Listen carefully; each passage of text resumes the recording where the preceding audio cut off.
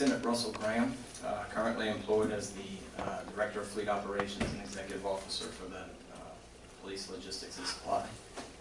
I'm sorry, what was the second part of that question? I think you answered how you're employed with Louisiana State Police. Yes, ma'am. Okay. How long have you been in your position at Fleet Operations? Been there about 2 years. I'm sorry, about a year. Okay. A year and a half. All right.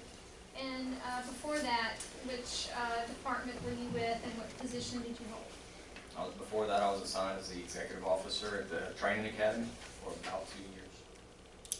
Okay. And tell me, as Executive Officer, what was your role? Executive Officer serves in the stead of the commander if the commander's absent, but also day-to-day executive administrative operations, personnel issues, pay issues, planning, scheduling, logistics, buildings and grounds maintenance, in addition to the extra roles as a certified instructor in different fields, just depending on what's needed and where we need the personnel. Okay. Prior to February 16, 2022, did you participate in physical training of the cadets? Yes, ma'am. How often? Pretty much every time they had physical training if I was available. So in that particular class, I would say 90 to 95% of the time. Okay. And prior to February 16, 2022, had anyone ever told you that you should not be participating in that? Objection on leaving.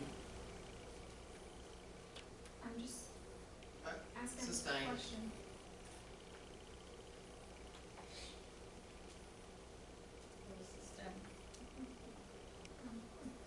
Trying to rephrase. Were you ever given an instruction that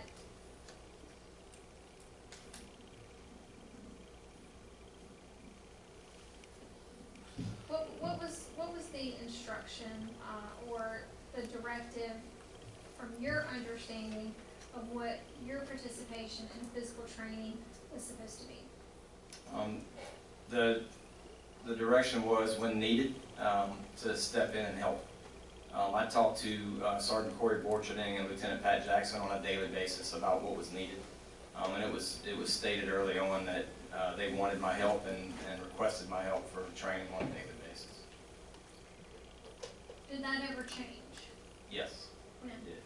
After the February 16th incident, about a week following that, we had a meeting.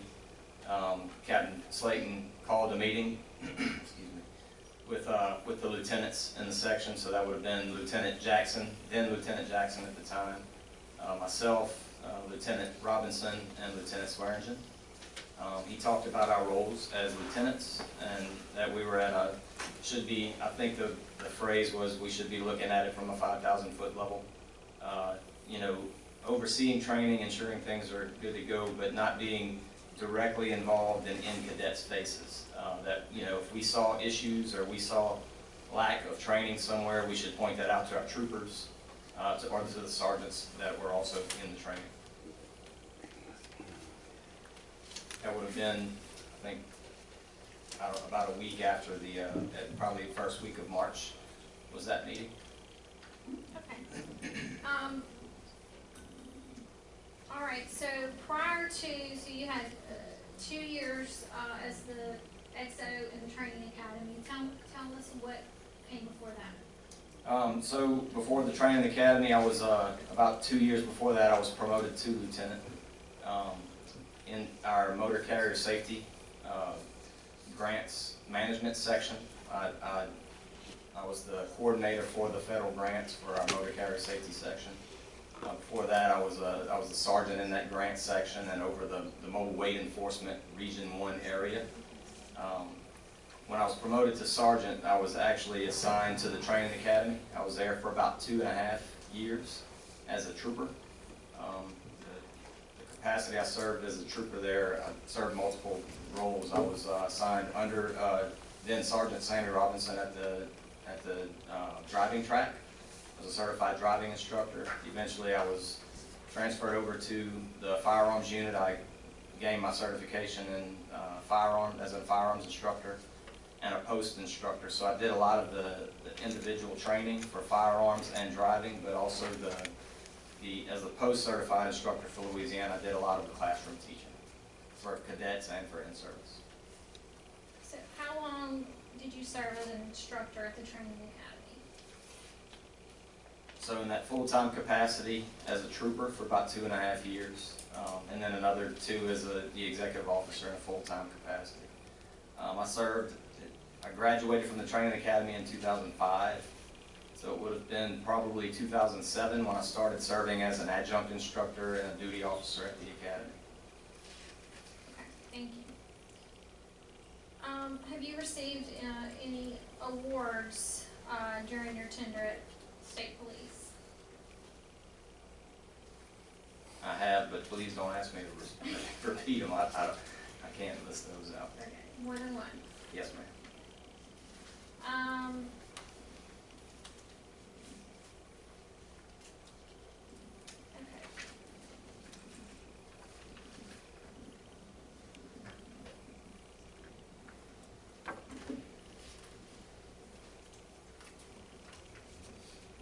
So, are you familiar with Cadet Kevin Blake? Yes, ma'am. And tell me what your impressions of his physical performance during training was. So Mr. Blake came to my attention pretty early in cadet class 100. Within the first couple of days, I noticed that he was, if no one was looking, he was not doing the exercises. I was very involved in the day-to-day physical training. You know, I observed a lot. I would step back. I wasn't one of the creators of the training plan. So those guys would set the training plan in place, and I would usually step back and just kind of keep an eye and see who needed. I focused a lot on form and function of what they were doing. So if I would see an issue, I would kind of hone in on that and go and address those issues. So seeing there were some form issues with Mr. Blake, but it was more of the failure to actually perform the exercises that would draw my attention to. Okay. What about your observations of Cadet Blake during pool training? It was the same. It was pretty steady across the board. Did Cadet Blake ever require medical attention that you're aware of during physical training? He didn't require medical attention that I recall. I brought him. It was early in the cadet class. I brought him to the registered nurse, Ms. Camarasana. He was in a situation where he has his hands on his knees and he looks to be breathing really hard. And as I'm talking to him, I'm noticing there's not a heavy pulse in his carotid artery. And it's early, week 1 in the cadet class, so there's a lot of yelling, a lot of getting in cadets' faces and adding to their stress. I could see that the level of his heart rate would look to me was not super high. Didn't match with the way he was breathing. I took him to Ms. Camarasano to have her check his pulse and check him out, make sure he was okay. She checked his pulse and he was in the mid-80s, 85 or so beats per minute.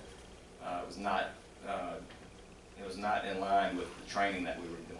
It should have been much higher than that. It was not in line with the way he was breathing. So, you know, once we ascertained that there wasn't a medical issue, we actually took him back into the gym, put him on a treadmill, had him walk uphill on the treadmill, just at a moderate walking pace. And pretty quickly, we had put a heart rate monitor on him at this point, and pretty quickly, that heart rate started to rise up in the 120, 130 beats per minute. So it was obvious that he wasn't working before, and now we were forcing a heart rate rise, and just by creating the activity. So that was something that I know I took him once. That was done a couple of times with him, but the lack of performance was a regular occurrence. Okay. As far as his swimming capabilities go, can you give us your assessment of that? Yes, ma'am. I was there on the first swim PT day. That's when we do the assessments. Before this class, we used to allow the cadets to self-assess, to just tell us, can you swim or can you not? Are you a weak swimmer, strong swimmer? And we'd split them that way based on what they told us. We learned pretty quickly that the weaker swimmers, we'd put them in the shallow end. And the first few training sessions, we had worked them a lot harder than the strong swimmers. They were in the shallow end, a lot of in and outs, squats, push-ups, and stuff like that. A lot of those weaker swimmers would suddenly know how to swim. They would be on the strong swimmer side. So this was the first class where we asked their ability to swim, but we also assessed it. We had them near that ladder, near the middle of the pool, so closer to the ladders, probably about 8 feet, 8 to 9 feet deep, and we assessed them based on, we had the lifeguards in the pool with the floats, and we would have them jump in the pool and swim across. Most did, some didn't. Some would freak out, come up climbing out of the water trying to grab on and stuff, and that's how we use that to assess strong swimmers versus weak swimmers. Okay. And were you there for the assessment that day for Cadet Class 100? Yes, ma'am. And how did that leg do? I don't remember him from that day, so he wouldn't have been a weak swimmer. I always focused on the weak swimmers, and that's where most of my swim, when I was at the pool PT, most of my focus was on those weak swimmers. Okay.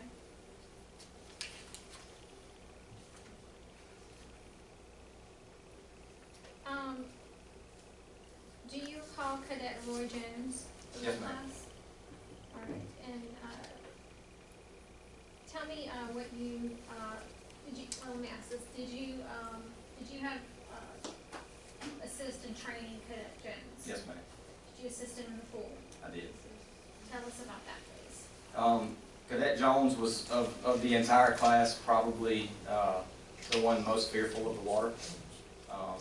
That was evident on that first day. There were 1 or 2 other cadets that really had a hard time and would kind of freak out when they hit the water. But Cadet Jones in particular, even if his face got wet, it was an issue.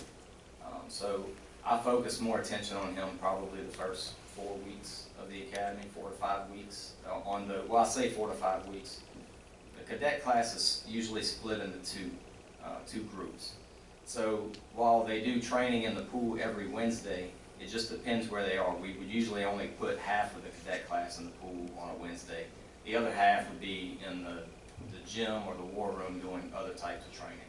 So there were a few occasions where I worked specifically with Roy Jones in the pool. All right. Did you have any occasions where you had to have physical? I'm sorry, I couldn't hear you. Okay. Did you have any occasions where you had to have physical contact with Cadet Jones while you were training him in the pool? Yes, ma'am.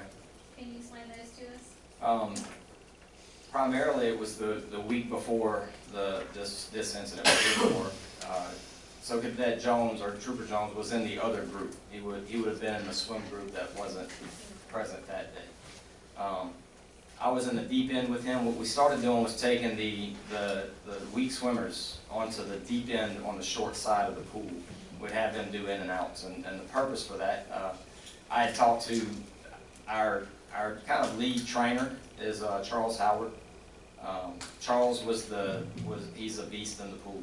He is a phenomenal swimmer, but he usually leads that pool training. So I talked to him about getting those weak swimmers out of the shallow end, putting them in the deep end, moving a bunch of certified lifeguards down there with them to get them used to hitting the water where their feet aren't hitting the ground. It worked out pretty well. That several of the swimmers, or the non-swimmers, pretty quickly realized what they had to do to get back out of the water. So on that particular day, or the week before, I was working with Cadet Jones on that end. There were several occasions where he would grab a hold of me while we were in the water, and I'd kind of push him off. He talked a little bit about me grabbing him by his shirt. I was on my stomach on the hard tile when that happened. He had jumped in, started to freak out coming back towards me and just flailing and climbing, and he wasn't swimming. At some point I reach out, grab his shirt, pick him up, and just hold him there. And tell him, I'm yelling at him. I'm telling him to stop freaking out, to breathe, and because he's holding his breath, but his eyes are closed, he doesn't know where he is. So I probably held him suspended in that water for a 15, 20 seconds until he calmed down. And then I would start to lower him again, and he would start to freak out, and I'd hold him there. And he would calm down, I'd start to lower him a little bit more, up until the point I was able to let him go and he wasn't freaking out. So that happened a couple of times. But I was out of the water when I was on the side of the pool when he was in the water when he grabbed me. Okay. Were there any other instructors there present when this occurred? Yes, ma'am. Can you recall who? Pretty much all the instructors we talked about today would have been there. I don't know the particular who was there. A lot of times on the deep end working with the weak swimmers, it would be me. Lieutenant Robinson is a very strong swimmer, so he was almost always on the deep side to make sure they were okay. My focus was never as a lifeguard. They usually had the lifeguards in the pool, they have the floats, they're paying attention. I was always focused on the training side of things. Okay. Did anyone, after that event with Trooper Jones, did anyone tell you that was out of line or inappropriate? No, ma'am. We actually talked about that a lot, about how it worked, how well it turned him around and got him to start swimming or stop freaking out. His issue wasn't a lack of effort. His issue was a psychological fear of the water, really. Okay. As you understand it, on February 16, 2022, what were you as an instructor supposed to do? How are you supposed to handle a situation with a cadet that's not performing the exercises as directed? So it always depends on the situation, what you're dealing with. I know we watched a lot of video today. The vast majority of that day I was not anywhere around Cadet Lake. I spent most of that training session on the deep end with the non-swimmers.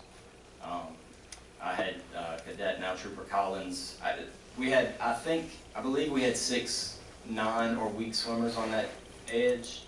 I was by the 3 opposite of what Lieutenant Robinson was. He was as you're looking at the video, he would have been on the left side, I was on the right side. And most of that time I was either treading water in the deep end, giving them direction from standing on the side of the pool, telling them to jump in, or I was standing on the side of the pool with them, giving them direction. Okay. Have you seen any other instructors have physical contact with a cadet during training exercises? Yes, ma'am. Are you aware if those instructors received discipline or counseling for that? No, ma'am. I want to ask you, so at what point were you transferred to fleet operations? It would have been, I believe it was like around the 1st of May of last year, May of 22. Okay, and was this a transfer that you requested? No, ma'am. Do you know why you were transferred? I believe it was because of this incident. It was that transfer came on the same day as my 40-hour suspension letter. Okay, so I want to go back to the morning of February 16, 2022. You testified, did you not, that you were present that day? Yes, ma'am. Okay. What week, do you know, what week were they in the training academy? I believe it was week 11. It was 10 or 11, 10, 11 or 12, somewhere right there, kind of right in the middle of the training. Okay. Were you present for the entire training session that morning? Yes, ma'am. And what was your role during that session? Well, I started off on the deep end with the non-swimmers. For the majority of the session, I was there with them. At some point, I heard Sergeant Borcherding yelling at Cadet Blake for not performing. I never saw him when he was swimming with the cadets on the deep end to start the training. I wasn't paying attention to any of those cadets. At some point, Sergeant Borcherding moved him over to the middle of the pool. And then I had, there was other instructors were all moving around the whole time. Somebody said, Blake's still not doing anything.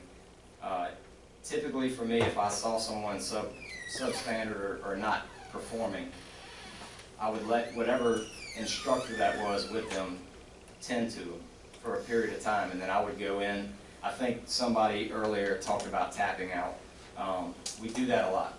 So we go in, and it's not necessarily tapping someone on the shoulder, it's just you jump into the situation and they back off.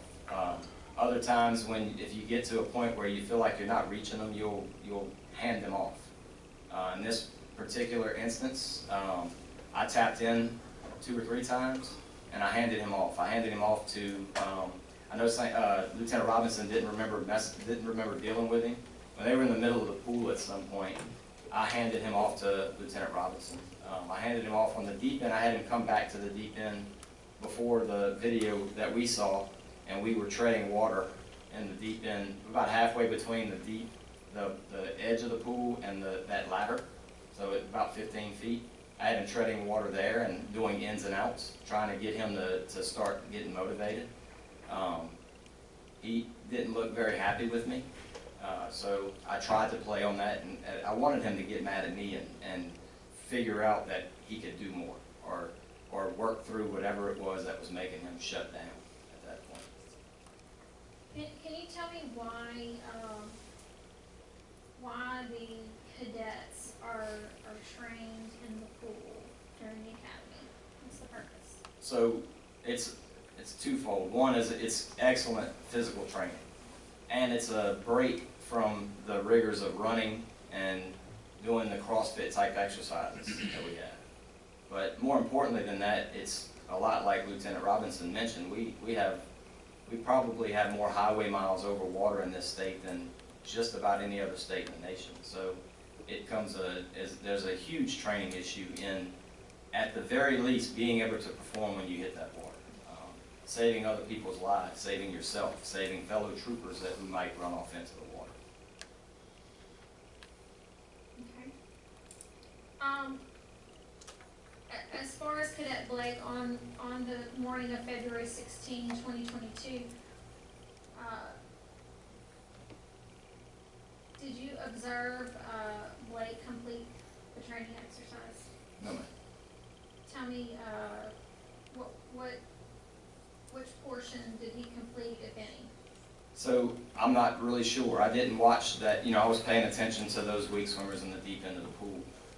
My interaction with him came in, I don't remember what minute of training that was, but it came well into training after I was told that he wasn't doing the exercises. Typically, Sergeant Borcherding kept track of who was caught up and who owed the workouts, and that happened in the gym.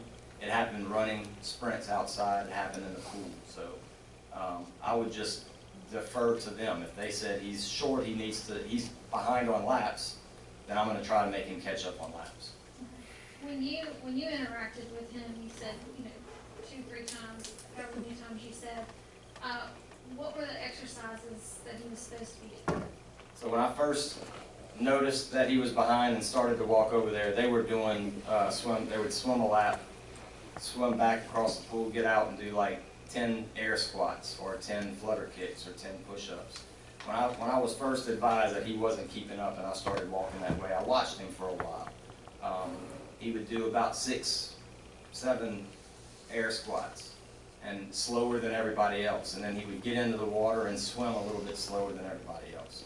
In the short time I watched him, he was behind. Now, I didn't watch him for the 30 minutes leading up to that, but I knew what I was looking at. I had seen it, throughout the previous 10 weeks. Okay, you've seen it from who? From Cadet Blake and others. There were other cadets who would do that kind of thing. It was just, I think it was more prevalent and regularly occurring with Cadet Blake. Who was in charge of the class that day? So Jordan Garrett was the guy on the chair.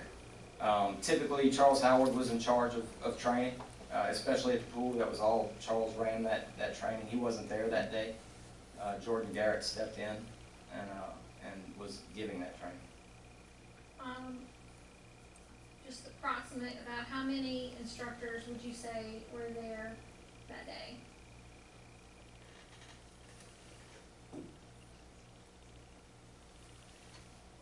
Seven to 10. totally a guess. Lieutenant Robinson, Drago, Joey Sims, myself, Corey Borcherding. I know I'm forgetting a few people. It was 7 to 10 people, I believe. Pretty much, if you're looking at that video, it's everybody in a red shirt. All right. We talked about earlier today BDUs and the cadets wearing the BDUs Yes, ma'am. during the full training. You recall observing that Cadet Blake still had his BDUs on when you were interacting with him in the video footage? Yes, ma'am. Okay. Tell us why he still had his BDUs on, please. Well, typically, the direction is given by the tower, or by whoever's running PT. At some point, they take their BDUs off.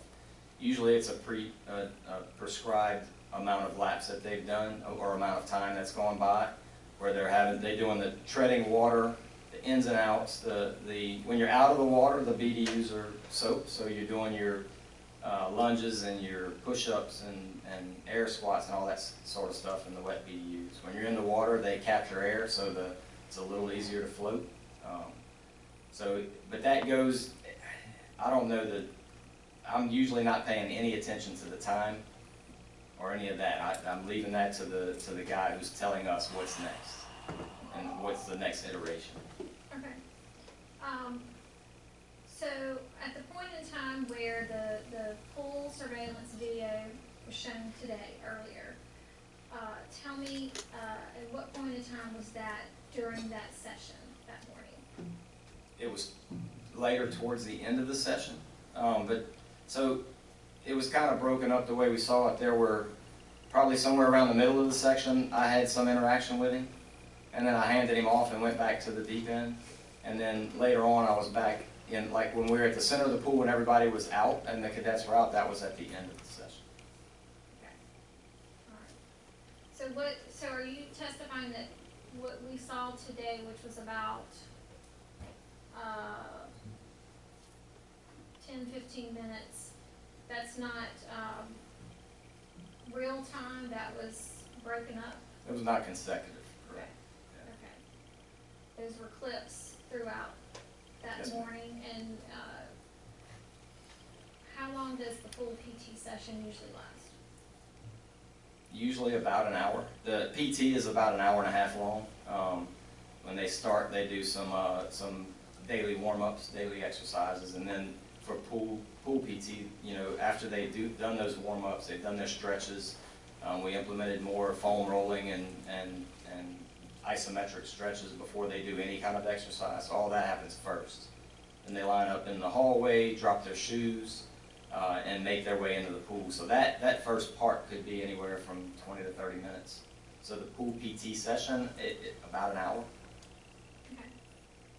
Now, as far as the video that we saw today, can you just tell the commissioners what was happening from your perspective, what your interactions were, and the reason for those interactions? Yes, ma'am.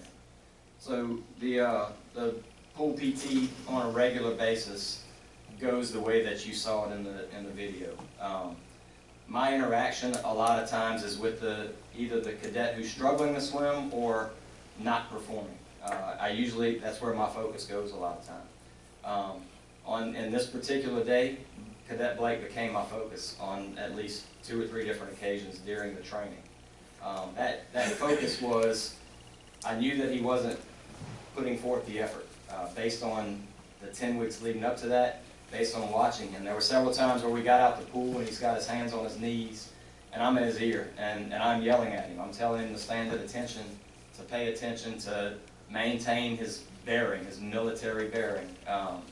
And one of the requirements at the time, I understand that's not the case anymore in training, but when I was there in training, when an instructor addresses a cadet, they are to stand at attention, eyes straight forward.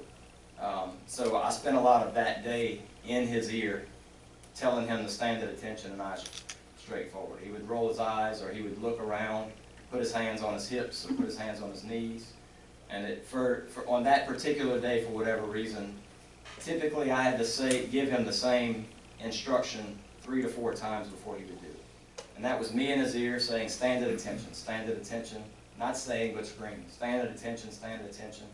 Usually after 3 or 4 he would go to attention and he would lock up and do what he was supposed to do. That was the same instance when we would stand on the side of the pool.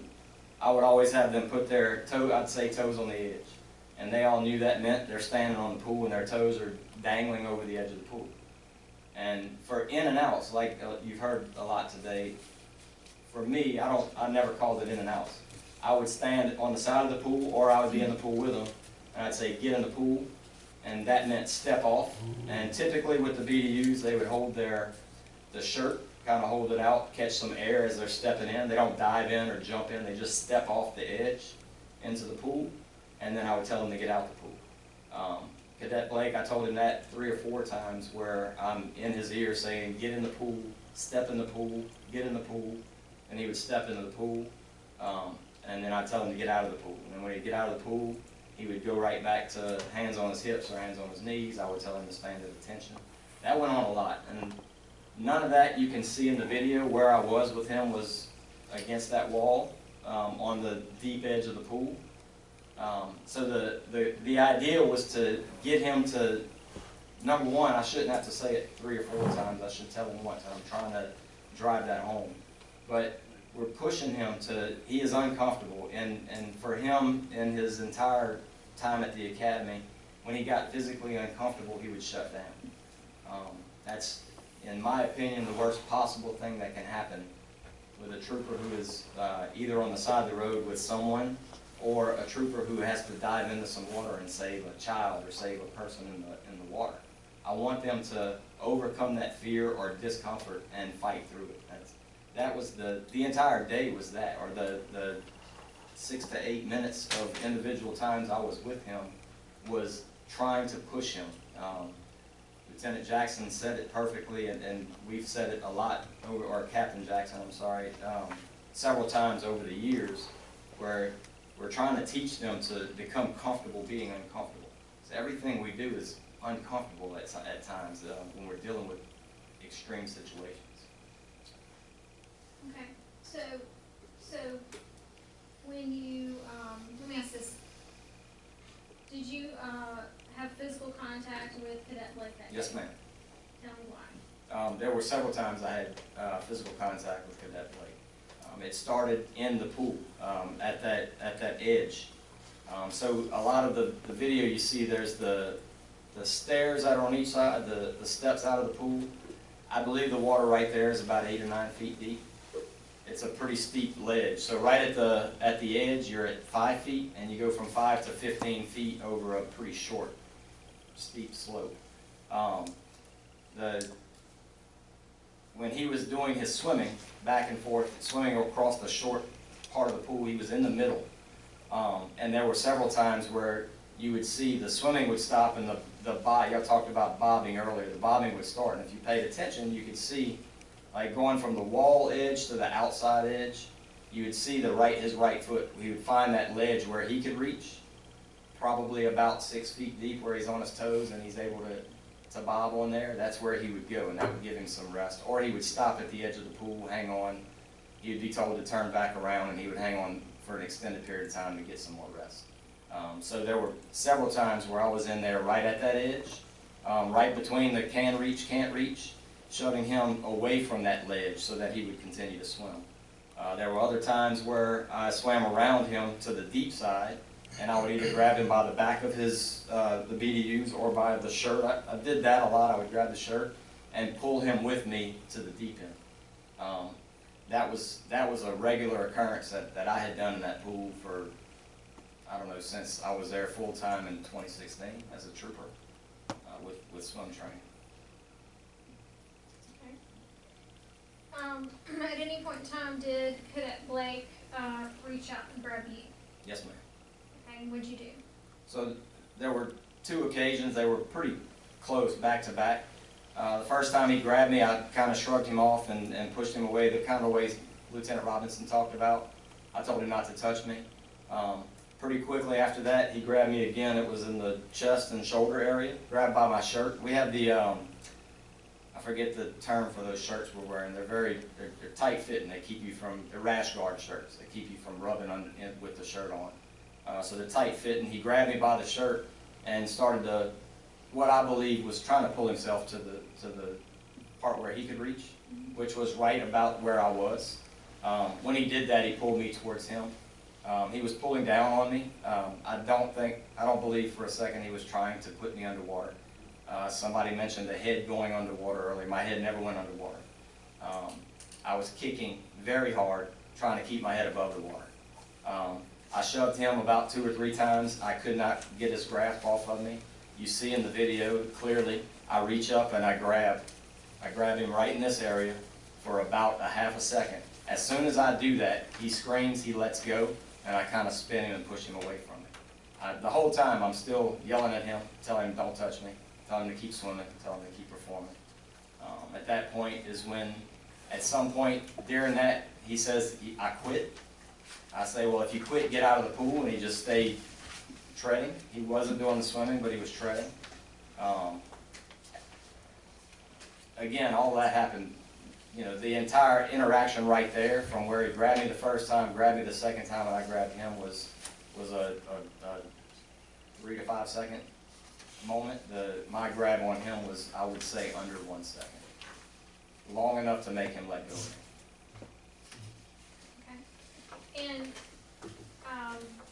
as we saw in the video, there were other instructors there. Yes, ma'am. At that time. Right. Did anyone ever, any of those instructors tell you that you needed to disengage? No, ma'am. Did anyone there tell you that your actions were inappropriate? No, ma'am. Did anyone there tell you that they were going to report you for conduct unbecoming? No, ma'am. Did you have a flotation device with you at that time? No, ma'am. I did not.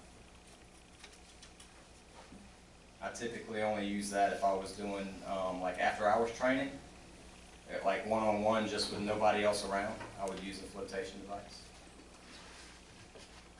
Did Cadet Blake appear to be fatigued at that time? No, ma'am. Why do you believe that? Just based on my observations. When after that we got out of the pool and we're on the far side near the ladder, or near the chair. The entire time I'm talking to him, again, and I've done this with cadets for years. I'm looking at his carotid artery to see if it's pulsating at a high rate, or the breathing rate, and typically they match up. If they're breathing heavily and their carotid is pulsating at a fast rate, then they're winded, or they have some exhaustion or some tiredness there. On that particular day when we got out of the pool, I was looking at him. I didn't see that. We went further down to the deep end, and I told him, I told him there, or before that, if you want to quit, you can quit. You can go home. If you want to stay here, you need to do the exercises. You need to perform the function or the exercise that everyone else is doing. So we went back down that last lap that we swam. He swam across.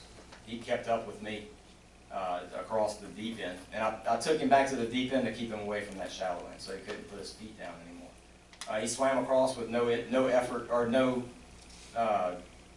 problems. We both got out on the other side of the pool. I told him to turn around and jump back in, and told him he had a couple more laps to go.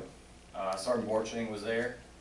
He stepped back up. I told him toes at the edge, toes on the edge. He got toes at the edge, and then he just kind of relaxed his body, kind of looked up looked off to the side, and I told him a couple more times to jump in. Again, I was saying, get in the pool. You got laps to swim. He just stood there. He told him to stand at attention. He wouldn't. And at some point after I probably told him 7 or 8 times, I told him to step back against the wall, and I looked at Sergeant Borchening and told him he's done. He's not even, I can't even get him to do anything after 4 anymore. So I told Sergeant Borchening at that point, I told him, I said, I think you need to recommend him for termination.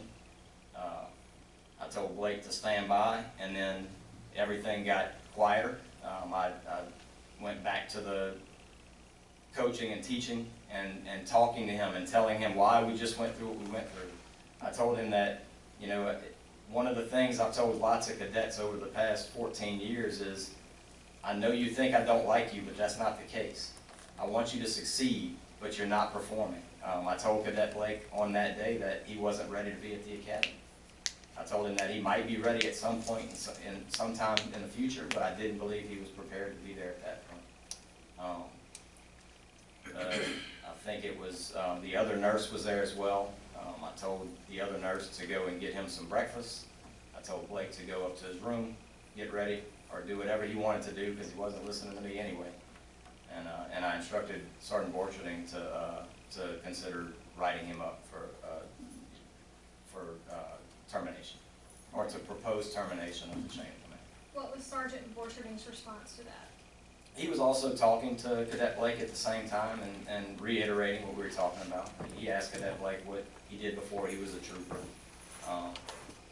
Told him that he didn't believe he was currently ready, which, and very typically we would, you know, if I was talking to a cadet like that and I could see that they weren't prepared physically, emotionally, I'm going to tell them I don't believe they're prepared physically or emotionally, or they're not mature enough yet to handle the rigors and the stresses, but go home, figure it out, come back. So that's what we were doing at that point. Were you frustrated with Cadet Blake? No, ma'am. Did you tell Captain Jackson that you were frustrated with Cadet Blake that day? No, I had a conversation with Captain Jackson a couple of days later. We were actually, I remember it well, we were walking across the grinder. I told him I was very frustrated with the fact that I had just gotten a call and I was writing incident reports on what transpired at the deal. I did tell him I wish he would have been there that day. I do wish he would have been there. I wanted him to be there because what I did that day was not different than what I've done time and time before that in his presence. So the reason I wanted him there was as another person to say, yeah, this is how we train. Do you have lifeguard certification? No, ma'am. Do you have any lifeguard training? No, ma'am. Not official training. No, ma'am. Did you? I'm going to have to object to that. We already stipulated that in the stipulation. The first stipulation. Okay, well, my question is going to be, did he participate in any of the certification classes? I can hear you. I wanted to ask him if he participated in any of the lifeguard certification classes. Go ahead. Okay, did you participate in any lifeguard certification classes? Yes, ma'am. How many, and which ones? So it was the same certification that all the other staff members went through. I started that certification class. It's typically a 2-day and a 2-part class. The first part is reading and watching videos. It's all online on the American Red Cross website once you get registered for it and everything. So I started that process. The swim training and the actual certification would have come the next day. I was probably about halfway through that training on, let's say, a Tuesday. I don't know what day of the week it was, but I was about halfway through that training, or somewhere along in that training. I got a phone call that I was to be in New Orleans the following day, so I wasn't going to be able to go to the certification training on the next day. So I just shut it down at that point, and the plan was go back the following year and try to get recertified.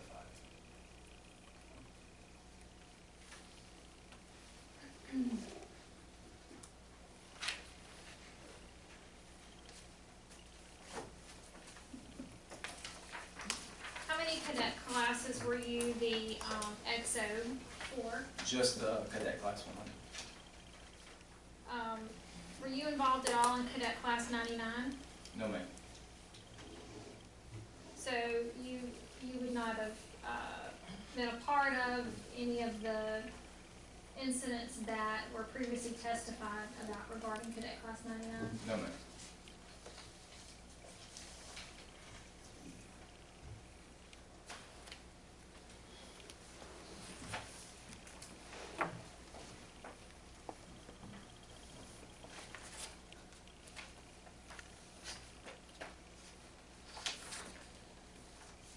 you become aware that Cadet Blake had resigned? I believe I got a call the next day from Captain Slayton. I can't remember if it was, I can't remember the order. I got to the training academy probably 8 a.m. the next morning. I wasn't at PT that morning. I had worked late the night before at our Zachary Training Center. And either when I got there, I don't know if Sergeant Borcherding or Lieutenant Jackson or Captain Slayton, I don't know who told me that he had submitted his resignation. Okay. On the day in question, can you tell us, do you recall, was Cadet Blake kept longer than the other cadets in that pool area? Yes, ma'am. Objection, leading. It's okay. All right. Answered it, Okay. yes, How, he answered it. okay. How long was he kept more than the other cadets? For training, a few minutes, and then for us talking to him, another 4 or 5 minutes. Had that occurred before with either him or any other cadet? Yes, ma'am. Pretty regularly.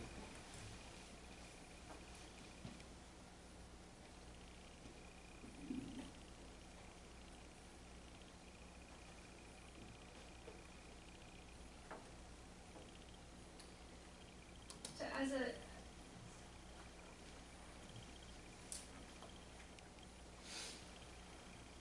as far as the conduct of an instructor in the training academy as you knew it at the time on February 16, 2022, were there circumstances that you observed either of yourself or of someone else that would typically, if you were interacting with a member of the public, be considered conduct unbecoming of an officer? Absolutely, yes, ma'am. Pretty regularly. And what's the purpose of that? Well, it's a few things. One, it's the paramilitary organization, and it's a lot like boot camp, basic training. So if anybody's ever been through that, it's a clear understanding that you have people yelling in your face, moving you from place to place, sometimes against your will. You know, looking mean, being the big mean person, and the idea is increasing the stress levels. And I want you to perform at this level, whether there's stress or not. So if I'm adding stress to you, you still need to be able to perform. So that, I'd say from the very first minute of the first day of the training academy, now this is back then, this isn't current, I understand that it's changed now, but back then, every staff member on the training academy staff, including all the adjunct instructors who come in and the duty officers, if you took their actions and their conduct on that day and put them on the side of the road, yes, absolutely, that would be conduct unbecoming an officer.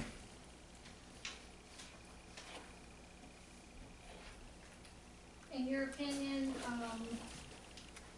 is that sort of conduct effective in the training academy? Yes, ma'am. I believe it is. And based upon your experience in the training academy, let me ask this, why do you believe that based on your experience? I've seen it work. I went through United States Army basic training, primary leadership development course, basic non-commissioned officer course, advanced non-commissioned officer course. I went through the cadet class, just like every commissioned trooper has. And I was a member of the staff in some form or fashion for most cadet classes since 2007. I watched it work. I watched cadets on day one turn into very good, very sharp, very ready for the real world troopers by graduation. On February 16, 2022, did you have any knowledge or understanding that your actions with Cadet Blake would be considered conduct unbecoming an officer? No, ma'am. Absolutely not.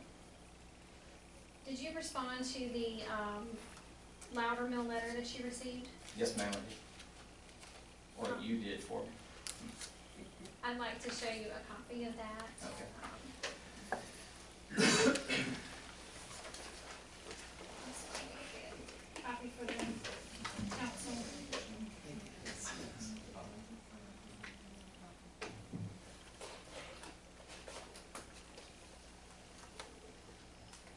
And the louder mill letter is part of the stipulations, right? Yes. Okay, I see it. Yes, but the response was not. Okay. Yeah, I have already had. Answer a simple question, why not? It was rhetorical, but when we got stuff like that we could get into evidence very easily, that everybody knows is gonna go into evidence, we need to have that as part of stipulations. We'll do that in the future. Is this your response, Lieutenant Graham? Yes, ma'am, it is. Okay.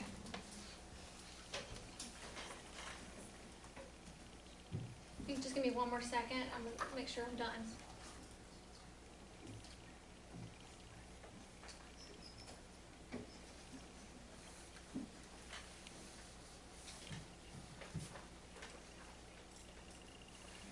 Okay, I don't have anything further for this witness, at the moment, so I tender. Mr. Anderson? You tendered. All right, Lieutenant. Oh, Lieutenant Graham, it's been a long day. Let's Yes, try to sir. cut this one. I'm gonna make it as quick as I could. On February 16, 2022, you were ranked as a lieutenant with the state police, Yes, sir. and you are one step being the captain, correct? Sir? You are one step behind the captain. Yes, sir. You are also an executive officer, correct? Correct. And you agree with me, being an XO is a leadership position. Yes, sir. Okay. In other words, you have an increased responsibility, is that correct? Yes, sir. You serve an important role within the agency. Yes, sir. I believe I do, yes, sir. Correct. As a leader, you share the vision of the department, is that correct? Say that again, I'm sorry. As a leader, you share the vision of the department, is that Share the, the vision? yes, sir. You represent the Department of Louisiana State Police. Yes, sir. You care about your cadet safety. Absolutely. All right. I wanted to show you your report, which is Exhibit 1, beginning at page 10 and page 10 of 20 and page 11 of 20, which is your report. I have it. You have it.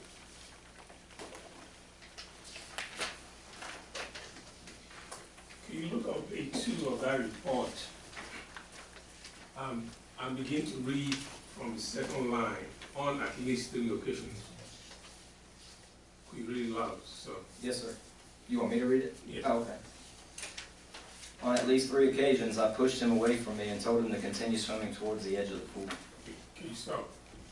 Do you have opportunity to view the video?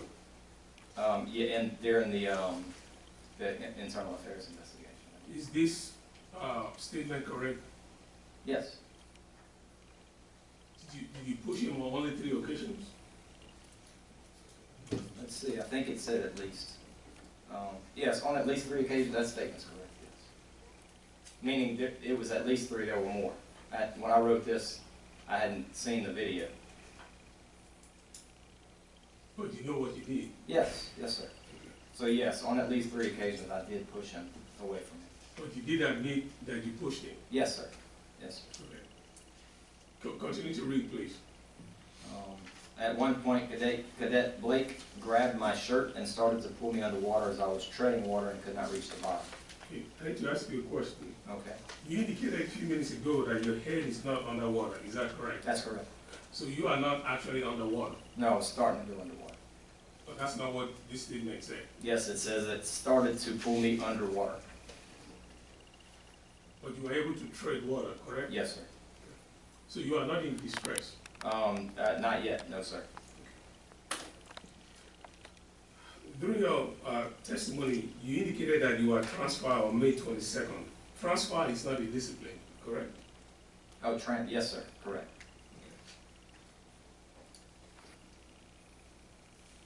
Did you hear what happened with Cadet 99 incident? It was all over the news, yes, sir. So you know about it? Yes, sir. Are you familiar with the conduct unbecoming policy? Yes, sir. And as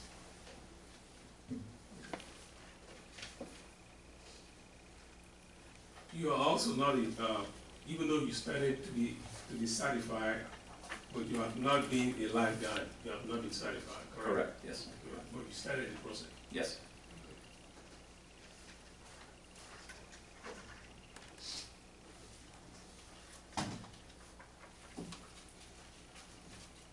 You have the opportunity to view the video during this incident. Yes, sir. Did you feel that the optics of the video looked bad? Yes, sir. You felt very uncomfortable with what you saw? No.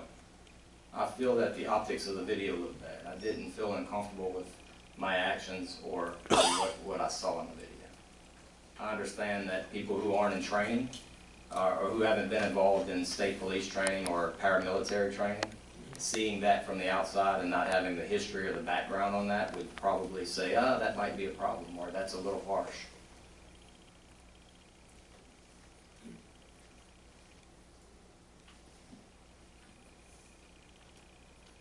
Did the incident of February 16, 2022 impair the operation of the training academy? I'm sorry, my what? Does it impair the training of the academy? Did it impair the training of the academy? No, sir.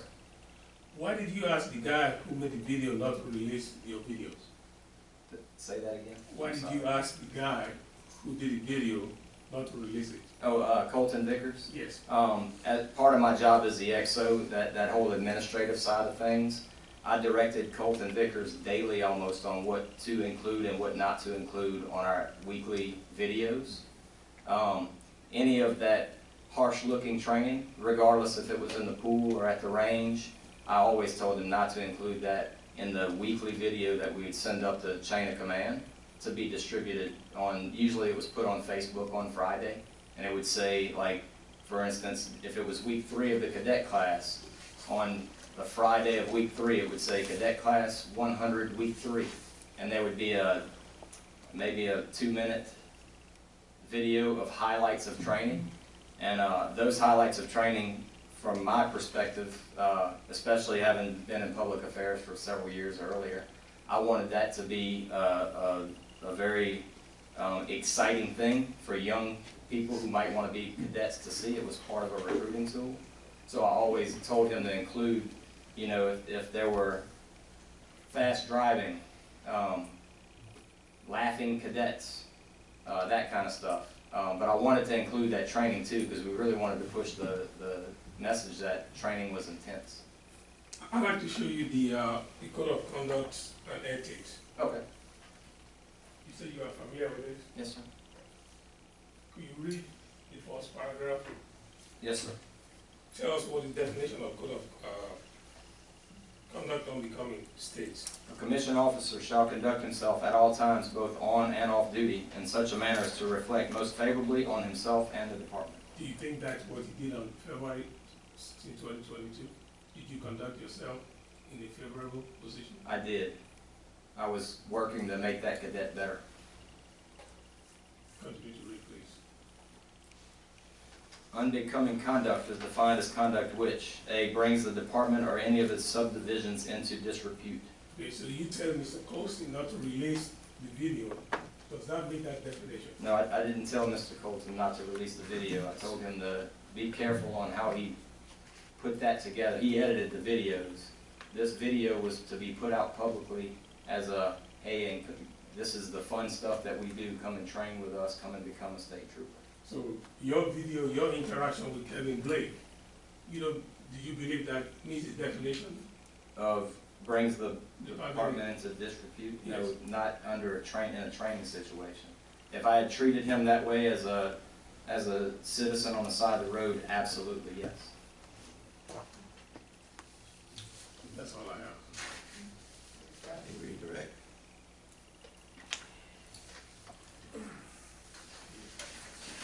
I do not have any redirect. to make sure I get my exhibits introduced. I think I have two that I have failed to offer and file into evidence. The performance evaluation, that would be our exhibit Which two. one? You got two. Your exhibit 2 is the audio. Well, I'm gonna remove that one. Okay. So the performance evaluation for the performance year, July 1st, 2021 through June 30th, 2022 will be our exhibit 2. And then the response to the Loudermill letter will be exhibit 3. Okay, and do you have those to deliver to them? Yes.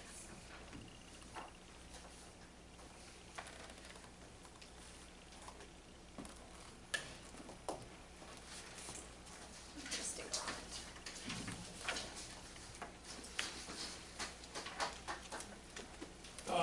While they are doing that, can I just make sure it's closing that, you know?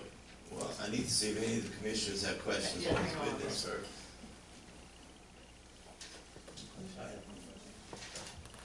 Give it back to there. None of the commissioners have any questions, Ms. Feeney. Okay, so this is, hang on, I'm still getting exhibits before we. No, it's fine. I just wanted to let you know. She doesn't have extra copies. Of which, Yes. let me go check. Okay. Yes, That's sir. mine, what I did. Oh, okay. You can release it, because we don't have any questions tomorrow morning. Okay. Take a 2-minute bathroom break.